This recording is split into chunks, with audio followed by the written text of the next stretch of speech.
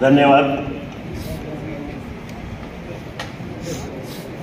आंबेगाव तालुका राष्ट्रवादी काँग्रेस पक्षाच्या वतीने येणाऱ्या जिल्हा परिषद, पंचायत समिती, नगरपंचायत, लोकसभा आणि विधानसभेच्या निवडणुकीच्या नंतर सगळ्या कार्यकर्त्यांमध्ये कुठेतरी उत्साह संचारलेला दिसतोय. सुद्धा फटका बसला. त्यावेळेला खरंच चिंता करण्यासारखी गोष्ट होती.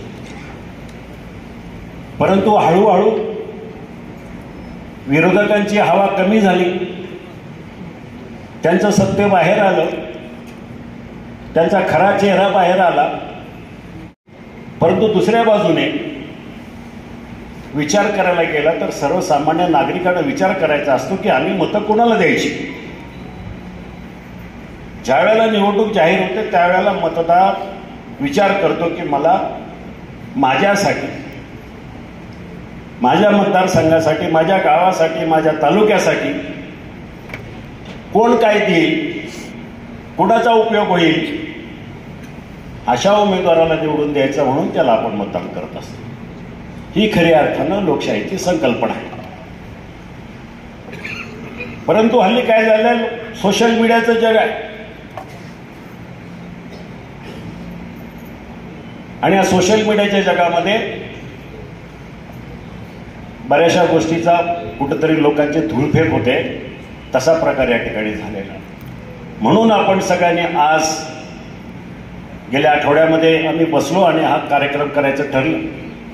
कालपासून आम्ही सगळ्यांनी दौरे चालू केले आणि आजच्या ह्या भव्य दिव्य मेळाव्यासाठी उपस्थित असलेले आपल्या मतदारसंघाचे लोकप्रिय, सन्माननीय आमदार, ज्यांनी गेले अनेक वर्ष महाराष्ट्राच्या राजकारणामध्ये अतिशय महत्त्वाची भूमिका बजावली, महाराष्ट्राच्या मंत्रिमंडळामध्ये अतिशय महत्त्वाच्या खात्याचा पदभार स्वीकारला आणि त्या खात्याच्या मार्फत महाराष्ट्राच्या राजकारणाला, महाराष्ट्राच्या विकासाला एक वेगळी दिशा दिली, असे आदरणीय दिलीपरावजी वळसे पाटील, शिरूरचे माजी आमदार, ज्येष्ठ नेते आदरणीय पोपटरावजी गावडे साहेब, आंबेगाव तालुका राष्ट्रवादी काँग्रेसचे अध्यक्ष सन्माननीय विष्णू काका हिंगे, कारखान्याचे चेअरमन बाळासाहेब बेंडे, आपल्या तालुक्याचं वैभव ज्यांनी खऱ्या अर्थानं उद्योग क्षेत्रामध्ये तालुकाच नव्हे तर राज्य नव्हे तर देशाबाहेर सुद्धा कीर्ती मिळवली, असे आमचे सहकारी मित्र देवेंद्र शेठ शहा, माजी सभापती कृषी उत्पन्न बाजार समिती प्रकाशराव पवार, आमचे जुने सहकारी आदिवासी भागात ज्यांनी गेले अनेक वर्ष नेतृत्व केलं आणि दिलीपरावांच्या पहिल्या इलेक्शनपासून खांद्याला खांदा लावून काम केलं ते आदरणीय सुभाषराव मोरमारे, आमच्या पूर्वाताई वळसे पाटील, अरुणराव गिरे, रवींद्र करंजखिले, बंटी वळसे पाटील, प्रदीप पाटील आणि सगळ्यांचीच नाव मी आता घेत नाही. कार्यक्रमाला बराचसा उशीर झालेला आहे. बरेचसे लोक सकाळी 11 वाजल्यापासून येत आहेत. साहेबांना सुद्धा बोलायला, त्यांचं मनोगत व्यवस्थितपणे मांडायला वेळ मिळावा म्हणून मी जास्त बोलणार नाही. मला एक गोष्ट कळत नाही, झालेल्या इलेक्शनचा थोडाफार तरी आपण आढावा घ्यायला पाहिजे. लोकसभेची निवडणूक झाली, वातावरण खूप चांगलं होतं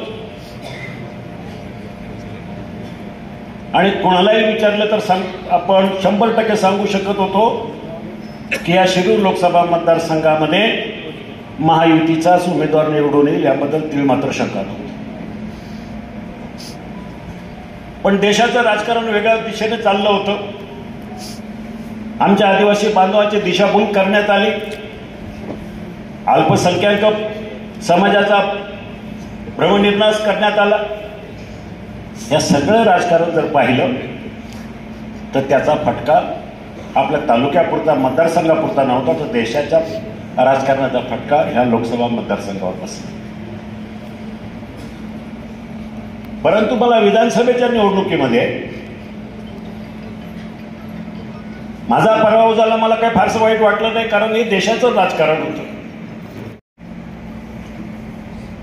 पण कुठंतरी काय झालंय, आपण गेल्या 30 वर्षापासूनचा आंबेगाव तालुका, त्याच्या अगोदरचा आंबेगाव तालुका, या तालुक्यात झालेली कामं,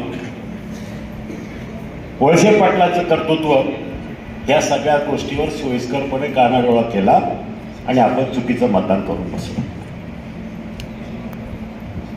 त्याचा परिणाम काय झाला, त्यांना तुमचं आमचं नुकसान झालं. मला सांगा, 1500 मताची मताधिक्य याचा फटका ह्या मतदारसंघावर बसला. विजय झाले, पण नुसता विजय मिळून चालणार नव्हतं, तर ह्या महत्वाच्या मोक्याच्या ठिकाणी, मोक्याच्या वेळी आदरणीय वळसे पाटील मंत्रिमंडळात आले. हे फक्त आपल्या एका चुकीमुळे झालं. लोकसभेच्या निवडणुकीमध्ये जनतेने चुकीचा निर्णय घेतला, माझं काय नुकसान नाही झालं. ठीक आहे, पराभव झाला. गेल्या 6 वर्षापूर्वी सुद्धा पराभव झाला. मी त्याच्यामध्ये नाराज झालो नाही, लोकांमध्ये फिरत राहिलो. हिओ बहादर दिल्लीमध्ये भाषण करत राहिला. मी गाव टू गाव पायाला भेंगरी लावल्यासारखा फिरत राहिलो आणि हजारो कोटी रुपयाचा निधी एकनाथ शिंदे साहेब असतील, अजितदादा असतील, देवेंद्र फडणवीस असतील, याच्या माध्यमातून गावोगावी पोहोचवला. खासदाराचं काम काय असतं? लोकांची कामं करणं, लोकांमध्ये राहणं. ते तर मला मिळालं. ह्या वेळेला वाटलं पराभव झाला, पण पराभवामुळे काय झालं, नुकसान आपलं झालं, आपल्या मतदारसंघाचं झालं, माझं नाही. मला सांगा, 6 वर्षापूर्वी ज्या वेळेला मी खासदारकी माझी गेली, त्यावेळेला पुणे नाशिक रेल्वेचा प्रकल्प ज्या टेबलावर मी ठेवला होता तसाच अजून आहे. त्याच्या पुढची फाईल अजून इथून तिथं हरली नाही, एकाच जागेवर आहे. म्हणजे साहेब अधूनमधून कधीतरी येतात. पुणे नाशिक रेल्वे प्रकल्प होणारच. अरे बाबा, त्यासाठी फिरलं पाहिजे, गेलं पाहिजे, लोकांमध्ये गेलं पाहिजे, मंत्र्याकडे भेटले पाहिजे. आपला चेहरा चांगला आहे, तो लोकांना दिसला तरी पाहिजे. ना काम ना धाम, काही आपलं उगाच भाषण करत सुटायची. रेल्वेचं नुकसान 2009-10ची मागणी नव्हती लोकांची. त्यांनी शेवटी तासभर हुज्जत घातल्यानंतर तो रस्ता मंजूर करून दिला. ठीक आहे म्हणाल, नेक्स्ट आठवड्यामध्ये हे आपण घेऊ कामाला. त्याला मंजुरी मिळाली. 2 वर्ष सर्वे वगैरे सगळं चालू झालं. 2012ला टेंडर निघालं, 2014ला त्याची ऑर्डर काढली, 2014ला त्याचं काम पूर्ण होणार होतं. दरम्यानच्या काळात नितीन गडकरी मंत्री त्या खात्याचे झाले आणि कुठेतरी कामाला सुरुवात झाली. ती काम लवकर वेळेवर पूर्ण न होण्याची अनेक कारण आहेत. पण सांगण्याचा मुद्दा आहे की ही कामं आज जी आहे, जी प्रगती आहे, ती मी पाठपुरावा केलेला आहे. ह्या बहादरानं काही केले नाही, फक्त नारळ फोडलं, याच्या व्यतिरिक्त काही केलं. आणि म्हणून सांगतो, हे नुकसान झालेलं आहे. असं नुकसान पुन्हा आपल्या विधानसभा मतदारसंघाचं, आंबेगाव तालुक्याचं होता कामा नये. विचार करा, जर आज सत्ता आपली आहे, देवेंद्र फडणवीस आहेत एका बाजूला, एकनाथ शिंदे आहेत, आपले पालकमंत्री अजितदादा आहेत. ही सत्ता असताना जर आपला जर उमेदवार दुसरा निवडून आला असता आमदारकीला, तर ह्या तालुक्याचं काय झालं असतं? तुम्हाला आम्हाला विचार सुद्धा करता येणार नाही.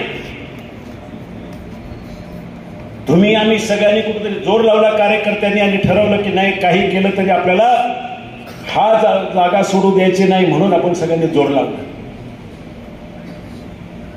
मी माझा पराभव विसरून, सगळं काही विसरून मोठ्या प्रमाणामध्ये निवडणुकीमध्ये उतरलो. सगळे तुम्ही उतरलात आणि थोड्या मतानं का होईना आपण निवडून. तसंच या जिल्हा परिषद, पंचायत समिती, नगरपंचायतीच्या निवडणुकीमध्ये मी आपल्याला सांगू इच्छितो,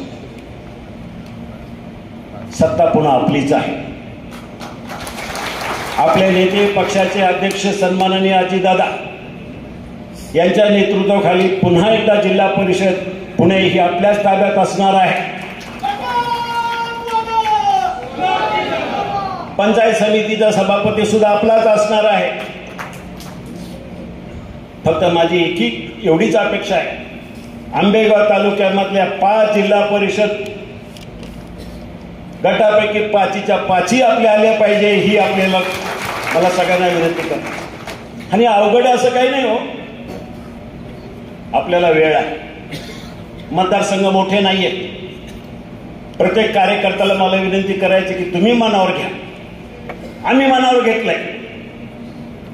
कार्यकर्त्यांना ठरवलं की नाही, काही करून माझा गट, माझा जिल्हा, माझा गाव, माझं पंचायत समिती गण हे मिळवायचंच, असा जर मनापासून एक ठाम निर्धार केला तर काही अवघड नाही. हे मी तुम्हाला पुन्हा एकदा सांगतो. फक्त तुम्ही ठरवायचं की करायचं आम्हाला. तुमच्या मनानं निर्णय ठरवला तर मतदार ठरवतील. मग त्या दिशेनं काम करायला गेलं तर उगाच आपलं बाजार फिरणं, घोडेगावला जाणं, मनसरला जाणं यापेक्षा आपापल्या गावामध्ये आपण जर थांबून राहिलात, मतदारांची ओळख करून घ्या. गावागावामध्ये आपली ओळख तर असतेच, परंतु त्यांच्या काय अडचणी आहेत त्यांच्याशी संपर्क साधा. वेळ आहे अजून, महिना 2 महिने तरी अजून निवडणुकीच्या मतदानाला वेळ आहे. समोरच्याचं मी ऐकलंय, सगळेजण मिळून एकत्रित येणार आहे. पण महाभारतामध्ये पांडव 5च होते आणि कौरव 100 होते. जरी 100 जरी असले तरी निवडून आम्हीच येणार, आपणच येणार, राष्ट्रवादीच येणार याची मला पूर्ण खात्री आहे. कालपासून आम्ही दौरा चालू केला. त्या दिवशी आमदार साहेबांना आम्ही प्रमुख कार्यकर्ते बसलो. येणाऱ्या 10 दिवसाचा प्रोग्राम ठरवला. येणाऱ्या 10-12 दिवसामध्ये कुठं जायचं, कुठल्या गावाचा दौरा करायचा, त्या नियोजनाप्रमाणे काल मी आणि आमदार साहेब आणि काही प्रमुख कार्यकर्त्यांनी सातगाव पठारची गावं घेतली. अरुणगिरे असतील, काका असतील, बट्टी पाटील असतील, त्यांनी पेठ नेतृत्व कट घेतलाय आणि सोमवारपासून पुन्हा हे दौरा चालू राहणार आहे. तुम्ही सगळ्यांनी गांभीर्यानं आता हे येणारे महिना 2 महिने वेळ काढा. बाकीची कामं राहू द्या.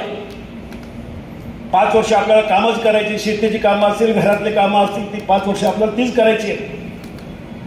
तर येणारा महिना 1.5 महिना फक्त पक्षासाठी द्या, एवढी या ठिकाणी आपल्याला विनंती करतो.